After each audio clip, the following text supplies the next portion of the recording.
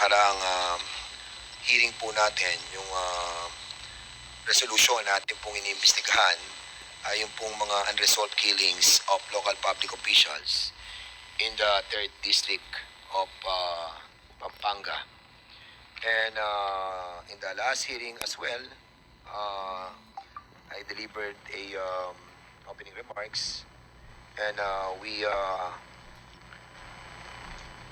recognizes the opening statement of Senior Deputy Speaker Aurelio Dong D. Gonzales.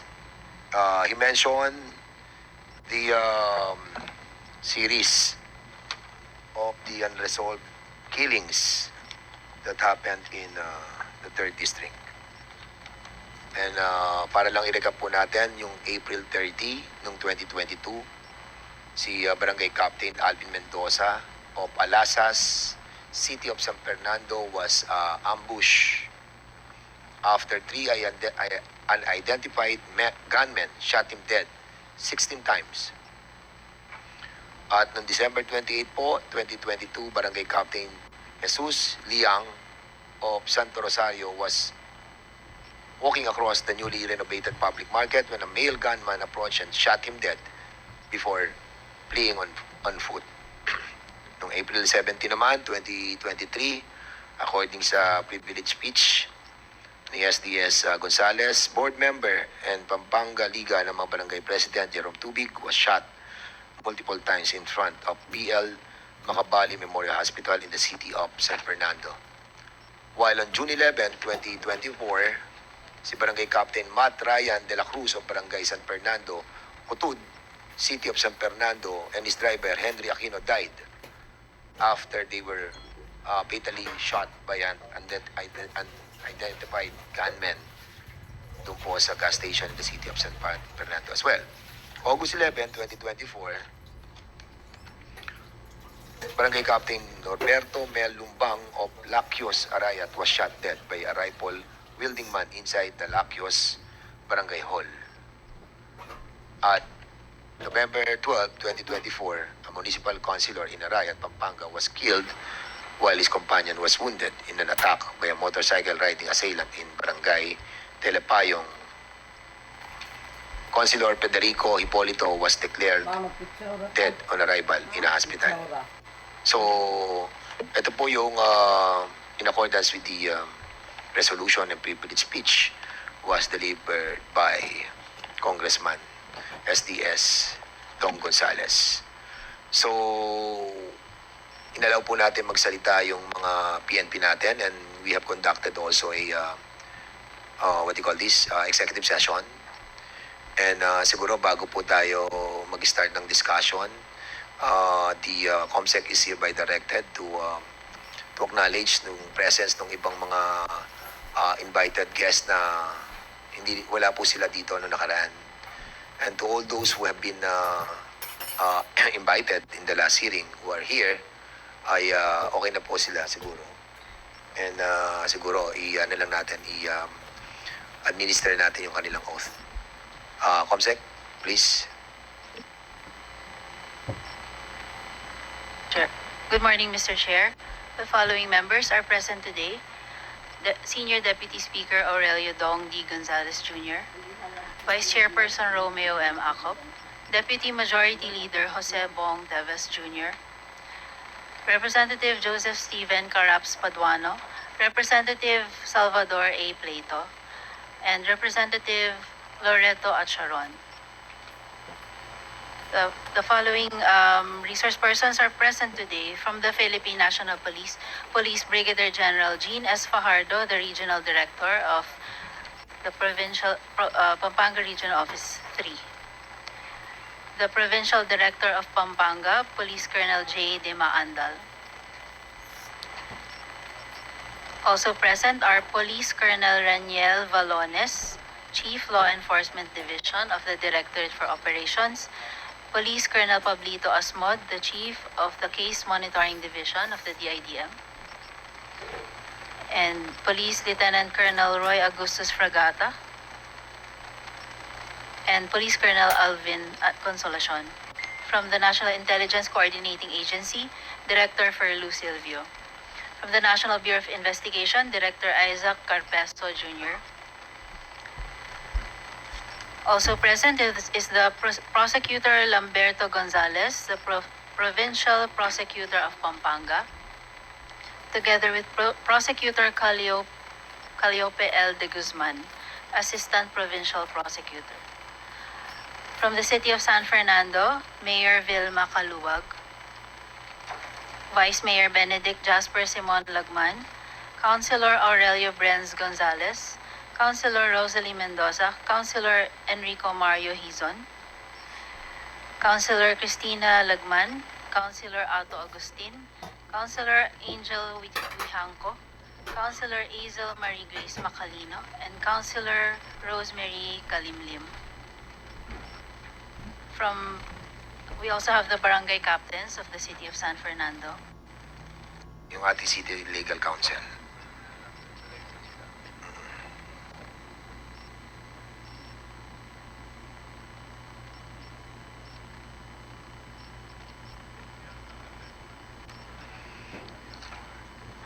So sa nakarang hearing po ay napakinggan po natin si coming from Mayor of Arayat and Mayor of Mabalacat. Andito ba Mayor ng... Have we invited the Mayor of Mabalacat? Yes or... Hindi ata, no? No, we did not invite. Andito ba siya? Representative. Okay, sige. So, can you kindly sit down? No, approve. The COMSEC is hereby directed to issue a show cause order. Okay. Chairman, yung isa pang mayor na wala. Municipality of Arayat. Kikinansel muna yung hearing natin last Monday. So now, andito po tayo ngayon to continue yung mga aligasyon ng nangyayari sa ating probinsya, lalong-lalo na sa ating distrito. 7 cases, and of course, there is a new one. Itong kay, tinatanong ako ng mga media kung nakasama na to. Sabi ko nga, naka-file na to before pinadala ng death threat si Kapitan Du Santos ng San Agustin of City of San Fernando. And then the mayor of City of Mabalacat, meron din daw pong mga 5 death threat na pinadala sa ating mga kapitan sa Mabalacat. Kaya they are all here this morning to shed light kung ano po ang nangyari doon sa inyong bayan sa siyudad ng Mabalacat. Kaya nandito po tayo para mapag-usapan at matukoy, ma-resolve kung ano man po yung nangyayari sa ating probinsya. I don't know if this is personal, professional, or political, business man yan. Hindi po natin alam kung ano ang root nangyayari sa ating probinsya. As I've said, Pampanga is the heart of Central Luzon at kilalang-kilala po tayo na napakatahimik na bansa, napakatahimik na probinsya. That's why we are here. So, Mr. Chairman, maraming salamat po sa inyong paglilid nitong hearing na to. And I would like to congratulate our new Regional Director, Director Jean Fajardo. Sana po makatulong ko po kayo sa katahimikan na parating na eleksyon. Wala po kaming ibang inihingi sa inyo, just level the playing field. Sana po walang dugong tumulo, walang mamamatay. Kawawa po yung mga pamilya, lalong-lalo na itong mga ating mga barangay chairman, na talagang gusto ko umiral yung respeto, hindi yung takot, pabayaan yung ating mga kababayan na pumili kung sino yung karapat-dapat kung eleksyon ang pinag-uusapan. That's why I'm urging you, my fellow workers in government, that we hope and pray na sana po itong parating na midterm election matahimik at sana po walang mangyaring masama sa ating lalawigan. So yun lang po, Mr. Chairman. Maraming salamat to my fellow legislators who are here this morning. Thank you for attending this very important hearing. Thank you very much, Mr. Chairman. Thank you, Senior Deputy Speaker Dong Gonzales. Maraming salamat sa iyong kaprasong opening remarks. At the chair would like to acknowledge the presence of also of Congressman Sergio Dagoc. Sir, welcome po sa ating pong committee. And at the same time, our lead chairman ng Quadcom, the dashing Congressman Ace Barbers. Yan. Okay, simulan na po tayo. May opening remarks din si si RD, no? I was informed that you have a opening remarks as well. So we'll be allowing the newly installed Regional Director of Region 3, Brigadier General Jean Pajardo. You are now recognized. Thank you, sir. First of all, good morning to the honorable members of the House Committee on Public Order and Safety, led by its team chairperson, Honorable Dan Fernandez, sir. And please allow me also to give special mention to our Senior Deputy Speaker, Aurelio Dong Gonzales Jr., sir. At the outset, I am honored to appear before this committee to provide updates on House Resolution number 2086, which seeks an urgent investigation in aid of legislation into a number of violent incidents victimizing local public officials in the 3rd District of Pampanga. These senseless acts of violence are not just a disruption of public order, but an attack on the foundations of governance and democracy. They demand justice, a thorough investigation and measures to restore public trust and safety. To date, we have made substantial progress in these cases. One case is solved already after 3 suspects were arrested and criminal case for frustrated murder was filed. 4 cases are considered cleared as perpetrators involved in these cases were identified and corresponding criminal cases were already filed in court. And only 1 case remains pending, but as reported by the Provincial Director of Pampanga PPO, the investigator on case in their capacity as nominal complainant is ready to file the case anytime. Details of these cases will be presented later by the Provincial Director of Pampanga PPO. Despite significant challenges due to the complexities of these cases, the Provincial Regional Office 3 remains resolute in its commitment to resolving these cases. We are working tirelessly alongside the Criminal Investigation and Detection Group, CIDG, and the National Bureau of Investigation in coordination with the local government units to uncover the truth and bring those responsible to justice.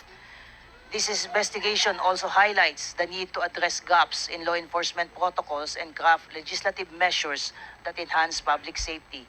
I humbly appeal to this honorable committee for your continued support in providing resources, enacting reforms, and fostering interagency collaboration to strengthen our capacity to protect lives and uphold peace and order.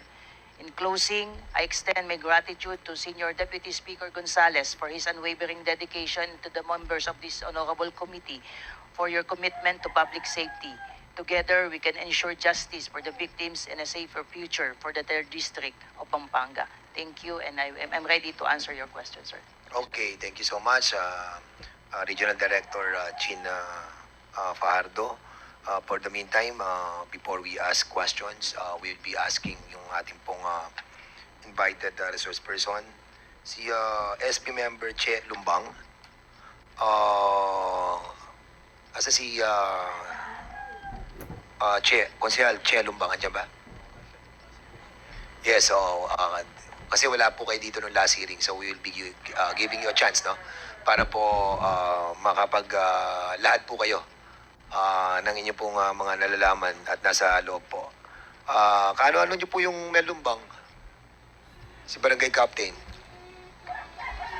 Good morning po. Asawa ko po. Okay, sige. Ma'am, you are now recognized. Apo. Please tell us your story. Okay po.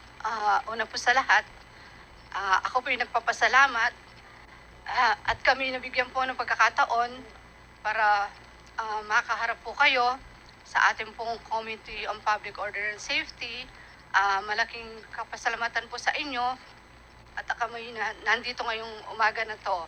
Kasama ko po ngayon ang aking pong anak na si Camelo Ivan Lumbang.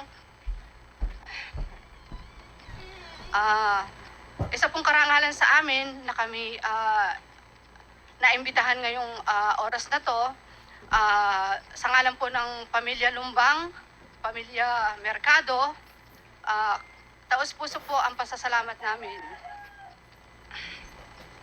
Una po, sa ating pong Senior Deputy Speaker, maraming salamat po, Congressman Dong Gonzales.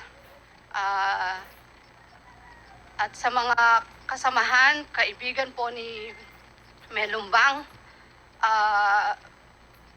na walang sawang sumusuporta po sa kanya mula nung siya'y nakalaya.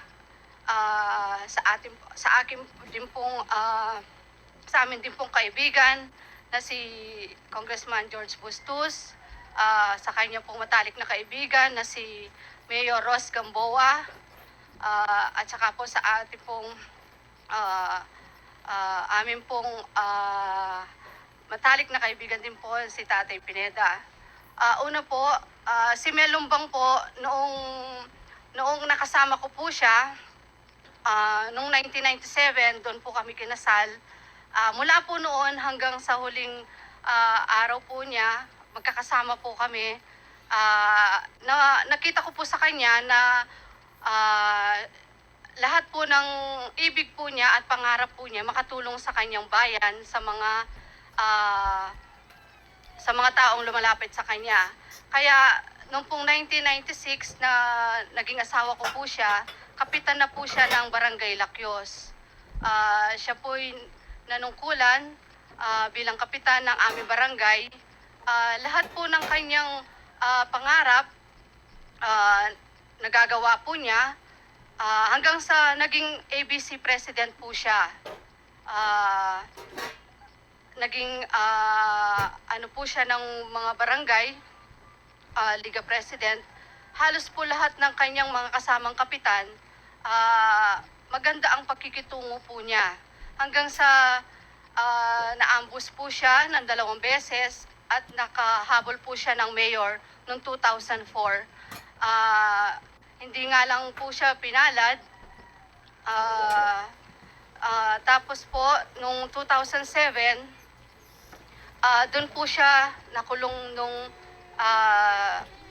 sa 14 na taon po na nasa Muntinlupa po siya. Pero nakalaya po siya noong 2021 August.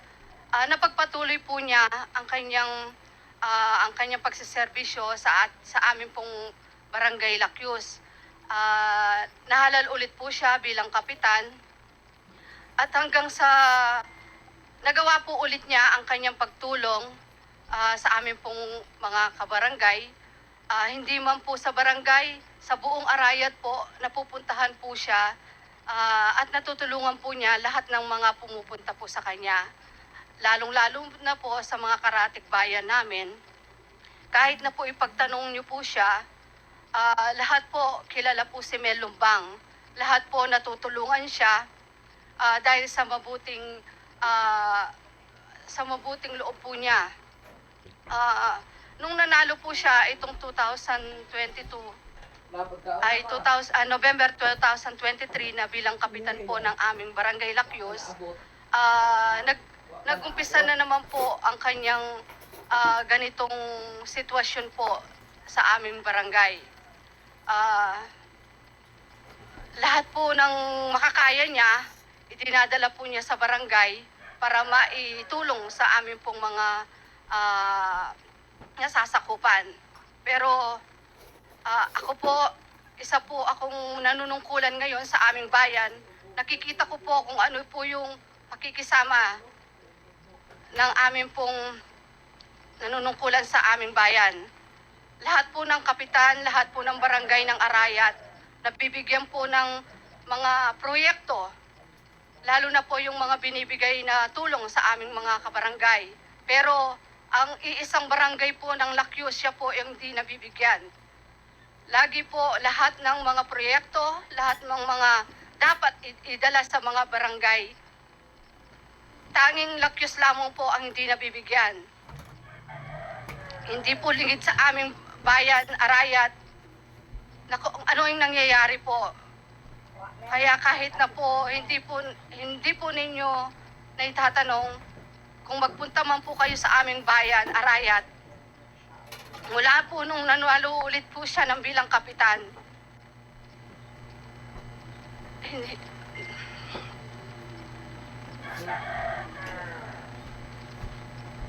Gusto man po niyang gawin lahat. Pero dahil hanggang sa kapital lang po ang kanyang katungkulan, kaya umaakyat po siya sa probinsya para makahingi ng tulong para ibaba sa aming barangay. Isa na po dyan ang nalalapitan po niya, ang aming pong board member na kasalukuyan po, si Board Mika. Siya po yung laging napupuntahan po niya. At patunay po ang aming kapitan ng Lakyus na ngayon, nabibigyan po ng proyekto ang Lakyus. Siya po yung nalalapitan niya para makadala ng mga proyekto, ayuda sa aming pong barangay Lakyus. Kasamahan ko rin po sa konsehal ng bayan. Alam po nila kung paano ko inilalapit si Mel sa amin pong executive para ipakita lang po na si Mel hindi po siya kalaban. Lahat yan, nandyan po sila. Lahat po ng paraan para ipakita po namin na kami hindi sumasalungat sa kanila.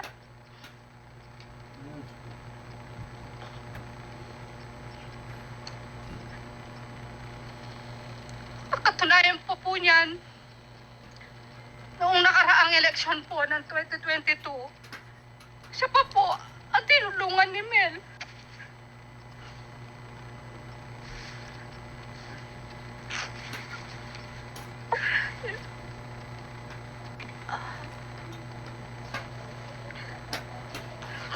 Kaya kami po'y nagpapasalamat sa po ng aking pamilya na maringgan po ang ganitong nangyari kay Mel.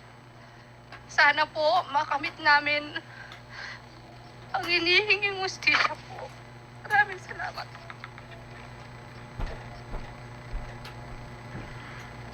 Okay. Mahirap talagang namamatayan, lalo na wala pong